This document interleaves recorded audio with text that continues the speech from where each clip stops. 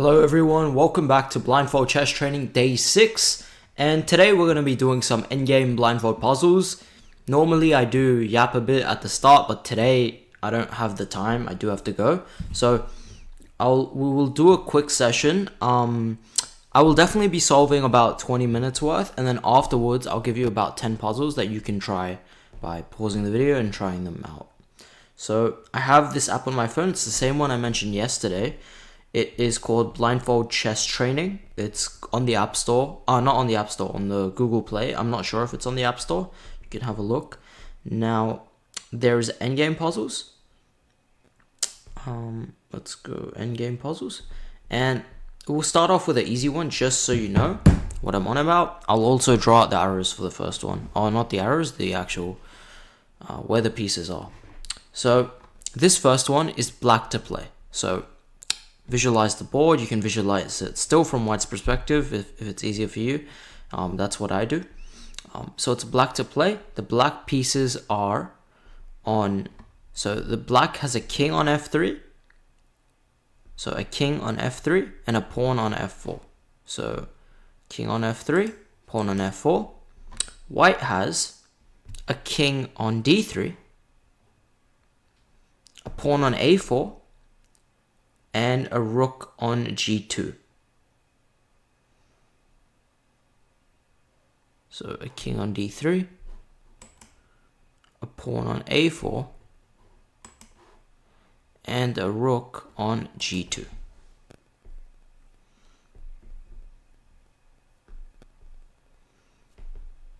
So yeah, this is the level of puzzle right now. So let's really think about it. So your king is on f3, your pawn is on f4. Try and visualize that, what that means. So the king on f3, look at every square it can go to, and the pawn on f4. Now for black, they have a rook on g2, they have a king on d3, and they have a pawn on a4.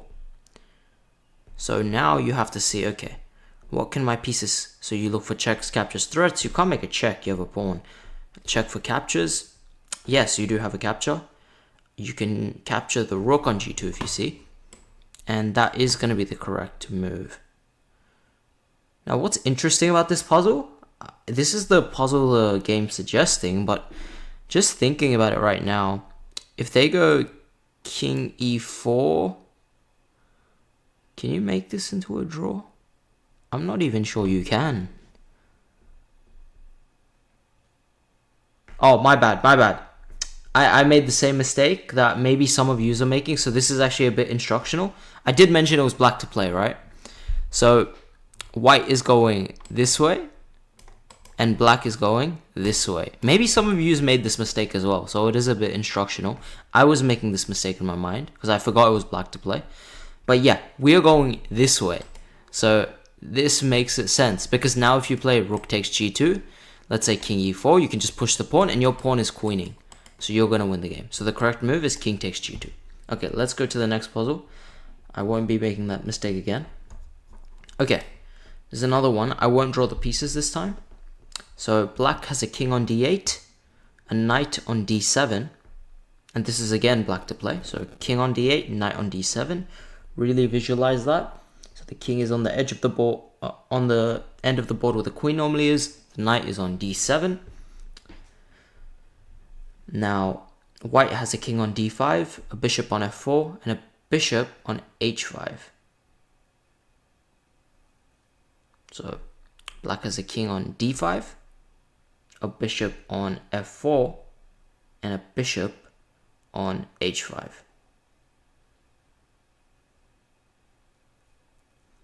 Now, just so you get attuned to this, this will be slightly harder, but what we have to see is, so you can pause the video, really think about it. The bishop on f4 and the bishop on h5. So they have those two pieces there. And they have a king on d5. So straight away I'm looking for checks. Do I see any checks? Well, if the knight is here, the king is here, and the bishop is here, and the bishop is here. Now, yeah, bishop f4, bishop h5, yes. And I have a king here.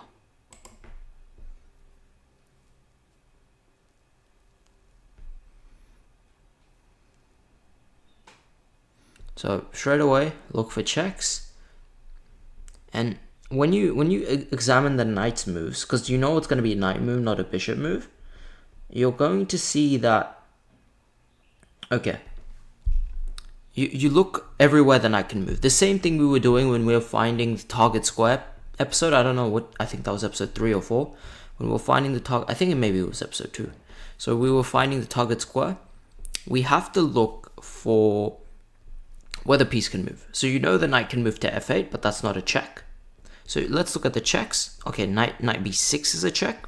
And you know, okay, knight d7, it can go to b6, it hits the king on d5. Also, knight f6 is a check. But that's really good, because if you play knight f6, now you can also take the bishop on the next turn, and it'll be an easy draw. By the way, in this position, if you didn't take this bishop, it might not be an easy draw, because they have 2 bishops. They might find a way to like give a check to your king, attack the knight, pin it to your king, and somehow it's actually not that hard to lose that position for white, because the knight can be pinned and it can be attacked. So that's the solution. Just giving a check, picking up the bishop. So knight f6 is right. Okay. Now we're going to do another one, and this one you're going to do all on your own. Okay, it's black to play.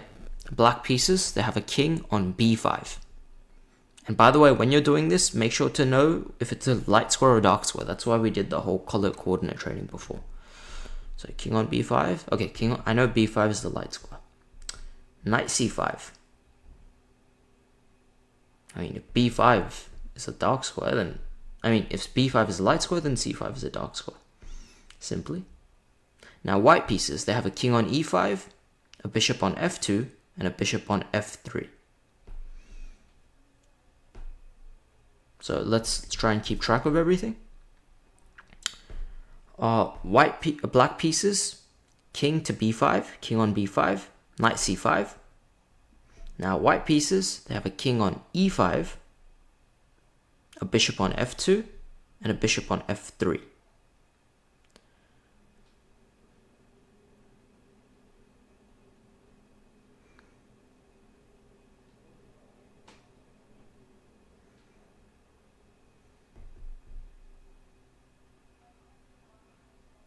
Okay. So let's think about it.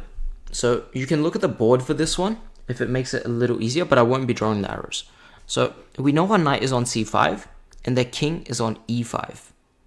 Now I know their bishop is on f2 and f3. Do I see forkable squares? You should be actually able to see it quite easily. This e5 is being forked when you go d3, knight d3 check, and hit the bishop and the king. So this is the solution. Knight d3 check. Let's do another one. So this one is white to play. This is white's king is on g5, pawn on f3, rook on e3.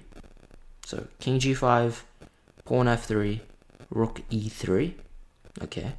Try and know which square is which. So g5 dark square, f3 light square, e3 dark square. Okay. And also try and visualize the connection between each. I know that f3 to g5 is just a knight away from g5, so I can visualize it a little easier. Now, black pieces, they have a king on d4 and a rook on a4.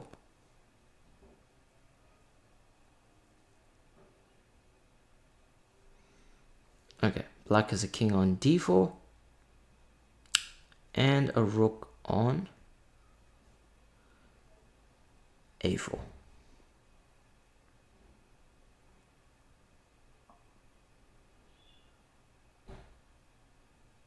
So really think about this one.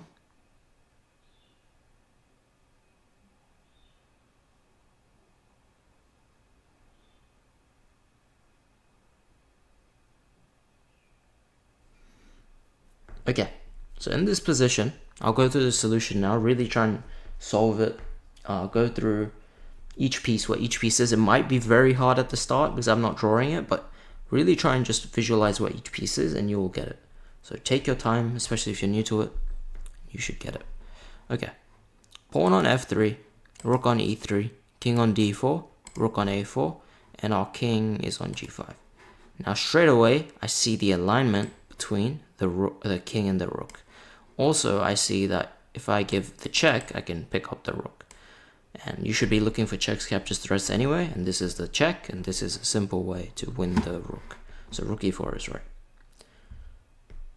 Let's do one more, and then I'll up the ante, and then I'll give you some work as well to do. Okay, this is black to play. Black pieces, king on d3, pawn on b5, king on d3, pawn on b5.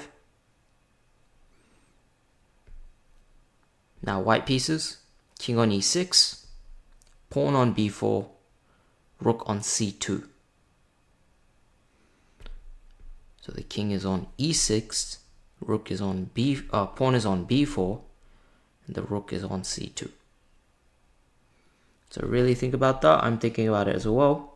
King d3, pawn b5, king e6, king e6, rook c2, pawn b4. Okay, yeah, makes sense. Okay, so you should be pausing the video, trying to solve it. Replay the part where I said the pieces if you forget, and I'll go through the solution. So our king is on d3, or black's king is on d3. The black pawn is on b5, which is our pieces. White has a king on e6, pawn on b4, and a rook on c2. So I think this one should be quite self-explanatory. Nothing much hard to this one, you just take the rook. The only hard part would be visualizing everything, but I think this one is quite easy, so we'll move on. Okay, this is going to be slightly harder. There's going to be some more pieces coming in.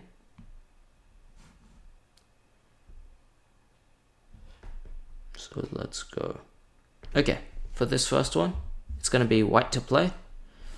White has a king on f2, pawn on d3, and a rook on h1.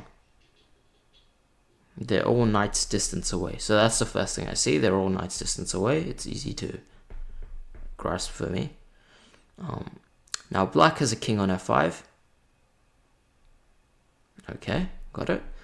They have a pawn on d4. Okay, got it. So pawn on d4, king on f5, king on f2. Yep.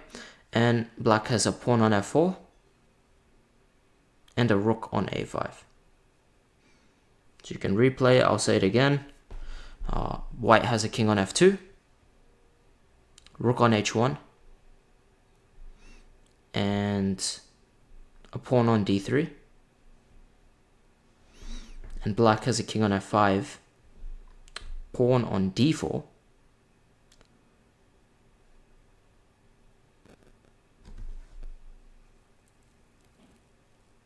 so if you imagine d3 and d4, so they're going to be corresponding, a pawn on f4, and the rook on a5.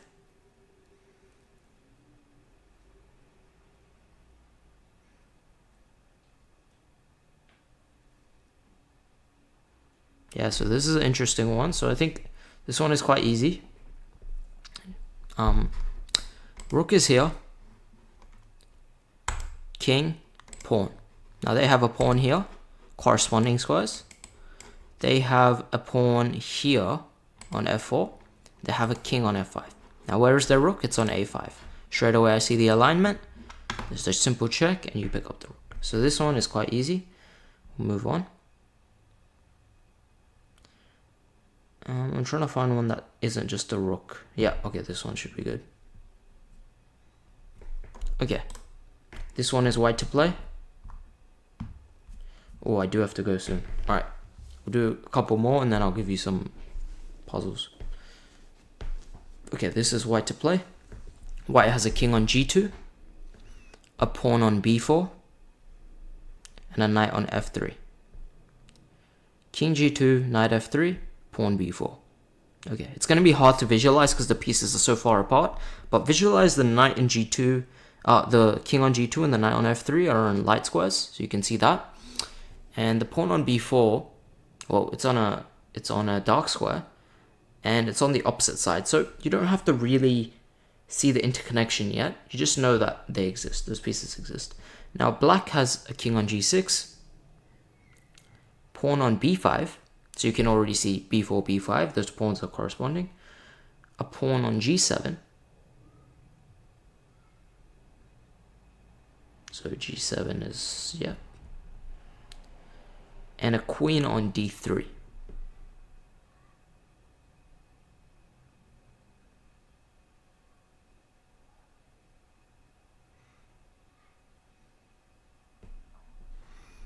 Now pause the video, try and solve it.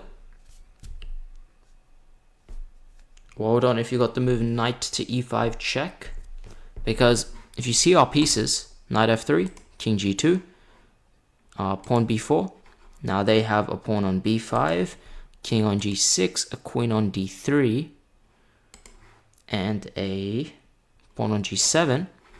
You can straight away see that, okay, if you look for checks, same way we have, if you see the queen on d3, every time the queen is one square opposite like this, there's always fork potential. And I see the king and queen are unforkable squares. Simply this is a fork, picks up the queen. And knight e5 is a check. Okay. Let's go through. Okay, now I'll give you some puzzles to do because I do have to go now. So I'll give you about 5 puzzles. Have a go at them. Really stop, pause, and try and do them. So this is black to play. Black pieces, king d6, pawn g6, rook c2. White pieces, king g3, pawn h4, pawn e6, bishop b3. Next puzzle. Black to play. Black pieces, king d8, pawn e6, rook f1. White pieces, king g3, pawn e5, pawn d6, rook g7. Next puzzle. Black to play. Black pieces, king d8, pawn c6, pawn h7, knight h2. White pieces, king e3, pawn b6, bishop e5. Next puzzle, black to play. Black pieces, king e7, pawn b5, pawn f6, rook d5. White pieces, king e1, pawn b4, queen e3. Last puzzle, black to play. Black pieces, king a6, pawn g5, pawn h7, knight c6. White pieces, king d5, pawn a5, and rook a2. Okay, that will do us for today. So I do have to go now, so it's a bit shorter. But yeah, if you do those puzzles, that will be quite good. Pause the video. If you can't solve it, play it out on a board if you have to, after you've tried blindfolded.